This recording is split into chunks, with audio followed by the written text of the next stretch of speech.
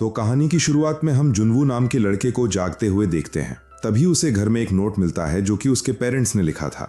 इस नोट में लिखा था कि हमें घर आने में लेट होगा, इसीलिए मॉल जाकर अपने लिए खाने का सामान खरीद लेना। पर जुनवू बाहर नहीं जाता और अपने फ्रेंड्स के साथ ऑनलाइन गेम खेलने लगता है, जिस दौरान एक फ्रेंड जुनवू से न्यूज चैनल देखने का कहता है। जैसे ही टीवी ऑन करके न्यूज देखता है तो उसे पता चलता है कि उनके शहर में एक वायरस फैल गया है, जिससे इन्फेक्टेड लोग ज़ॉम्बी बन रहे हैं और वो इंसानों को खाकर उन्हें भी इन्फेक्टेड कर रहे हैं।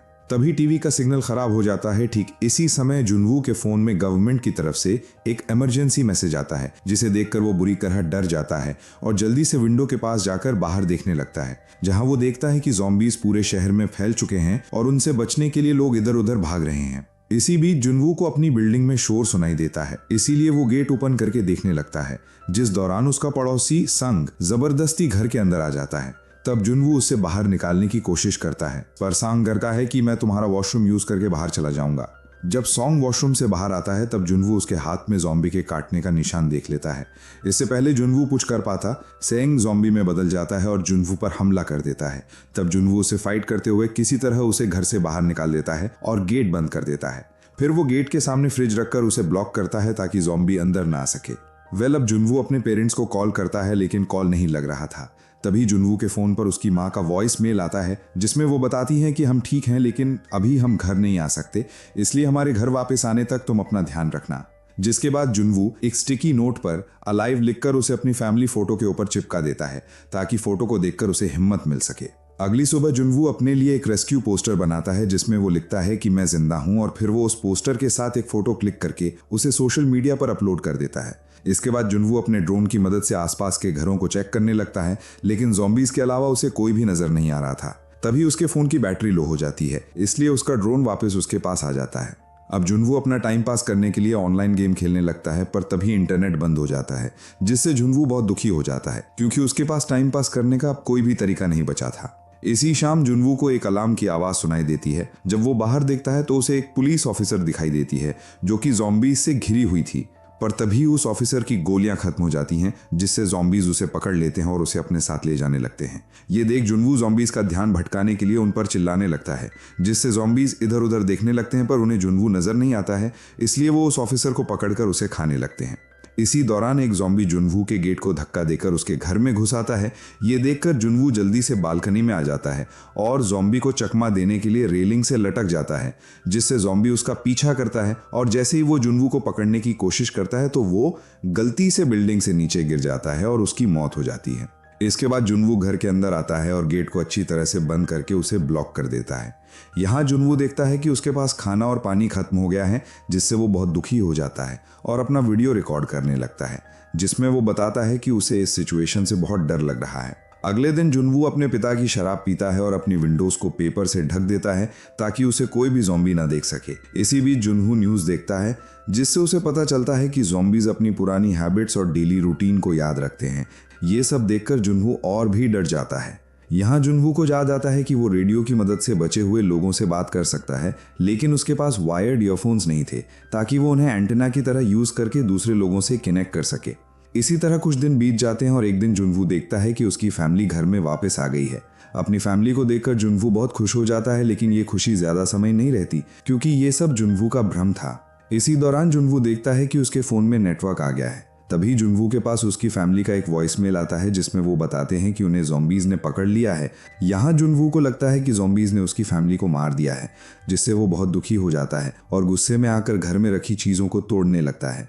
जिसके बाद वो ज़ॉम्बी से बदला लेने का सोचकर घर से बाहर आ जाता है और उन्हें मारने लगता है, जिस दौरान बहुत सारे ज़ॉम्बीज उसकी ओर आने लगते हैं। इसीलिए वो उनसे बचते हुए जल्दी से अपने घर में वापस आ जाता है। इसी तरह 20 दिन बीत जाते हैं। फिर एक दिन जुनवू को एक ब्लास्ट की आवाज़ सुनाई देती है। जब वो बाहर देखता है तो उसे लगता है कि गवर्नमेंट पूरे शहर को ब्लास्ट करके ज़ॉम्बीज को मार रही है।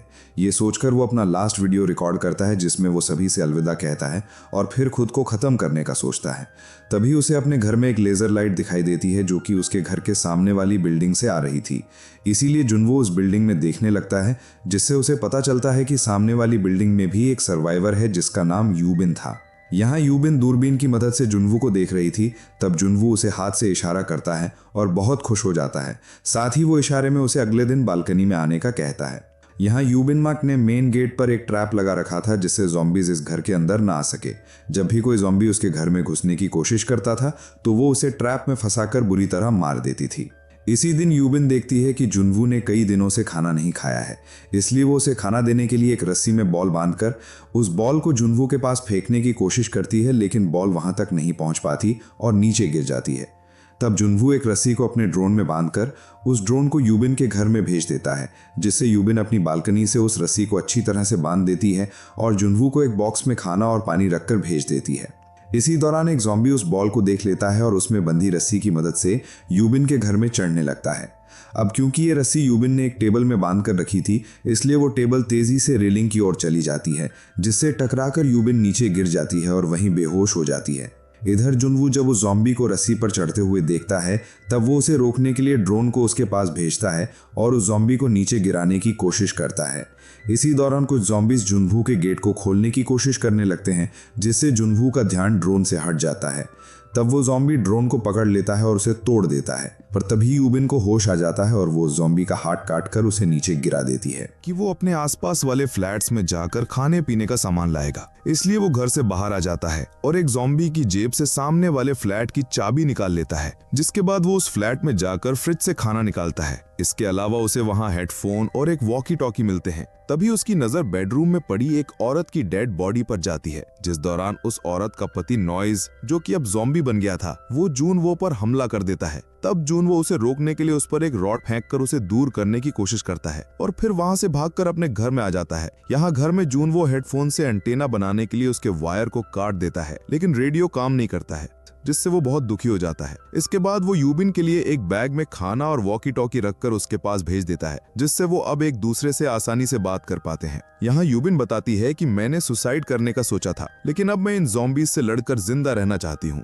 यहाँ दोनों एक साथ खाना खाते हैं और बहुत सारी बातें करते हैं। तभी यूबिन बताती है कि मुझे ऊंचाइयों से डर लगता है क्योंकि मैं बचपन में सीढ़ी चढ़ते समय गिर गई थी। इसी तरह कुछ दिन और बीत जाते हैं। यहाँ दोनों पानी के लिए कंटेनर्स को बालकनी में रख दिया करते थे, ताकि जब बारिश हो तो उनके कंटेनर्स भर जाएं और उन्हें पीने का पानी मिल सके। एक दिन दोनों को शोर सुनाई देता है, जिससे उन्हें लगता है कि बाहर बारिश हो रही है। लेकिन जब वो दोनों बाहर आते हैं तो देखते हैं कि बहुत सारे ज़ॉम्बीज उनकी बिल्डिंग्स में घुस रहे हैं। तभी गलती से यूबिन कुछ चीजें गिरा देती है, जिसकी आवाज से ज़ॉम्बीज का ध्यान उसकी ओर आ जाता है और वो सभी यूबिन की तरफ बढ़ने लगते हैं। यहाँ यूबिन को लगता है कि सब खत्म हो गया है, लेकिन तभी यूबिन के पास वाले फ्लैट में कॉल कर देता है, जिसकी आवाज से सभी ज़ॉम्बीज उस फ्लैट की ओर जाने लगते हैं। यहाँ दोनों को समझ आ जाता है कि उनका एक ही जगह पर रुकना खतरनाक है, इसीलिए वो दूसरी जगह पर रहने का डिसाइड करते हैं। तब यूबिन उसे कहती है कि मैंने तुम्हारी बिल्डिंग के 8वें फ्लोर पर एक फ्लैट देखा था जहाँ कोई भी नहीं था, इसलिए अब दोनों 8वें फ्लोर पर जाने का डिसाइड करते हैं। इसके बाद यूबिन टेबल और कुछ रस्सियों की मदद से विंडो से नीचे आ जाती है, जिसे देखकर सभी ज़ॉम्बीज उसके पीछे पड़ जाते हैं। तब यूबिन उनसे बचने के लिए बहुत तेज दौड़ती है और एक कुल्हाड़ी से उनसे लड़ने लगती है। साथ ही वो कार के गेट की मदद से भी उन पर हमला करती है। अब यूबिन दूसरी बिल्डिंग तक पहुंचने वाली होती है, जिस दौरान उसे पुलिस ऑफिसर की एक गन मिलती है, जिसे यूबिन उठा लेती है। लेकिन तभी एक ज़ॉम्बीज उस पर हमला कर देता है। इससे पहले वो ज़ॉम्बीज उसे काट पाता कि तभी जून वो वहां आ जाता है और उस ज़ॉम्बी को मारकर यूबिन को बचा लेता है। अब दोनों मिलकर ज़ॉम्बीज से लड़ते हुए बिल्डिंग तक पहुंच जाते हैं और गेट को बंद कर देते हैं, पर ज़ॉम्बीज उस गेट को तोड़ देते हैं। लेकिन वो दोनों जल्दी से 8वें फ्लोर पर आ जाते हैं और अच्छे फ्लैट को ढूंढने लगते हैं। तभी अचानक से उन्हें एक शोर सुनाई देता है, जिससे उन्हें पता चलता है कि उस फ्लोर पर भी बहुत सारे ज़ॉम्बीज हैं। तब जुनवू एक गेट को नीचे गिराकर ज़ॉम्बीज का रास्ता ब्लॉक कर देता है। इस दौरान वहां एक मास्क मैन आता है और यूबिन की मदद करते हुए उसे अपने फ्लैट में ले जाता है। वहीं जुनवू भी किसी तरह ज़ॉम्बीज से बचते हुए उस फ्लैट के अंदर आ जाता है। यहाँ मास्क मैन उन दोनों को खाना और पानी देता है और उन्हें बताता है कि मुझे रेडियो सिग्नल से पता चला है कि यहाँ जल्द ही एक रेस्क्यू टीम हमें बचाने आने वाली है। ये सुन यूबिन और जुनवू बहुत खुश हो जाते हैं।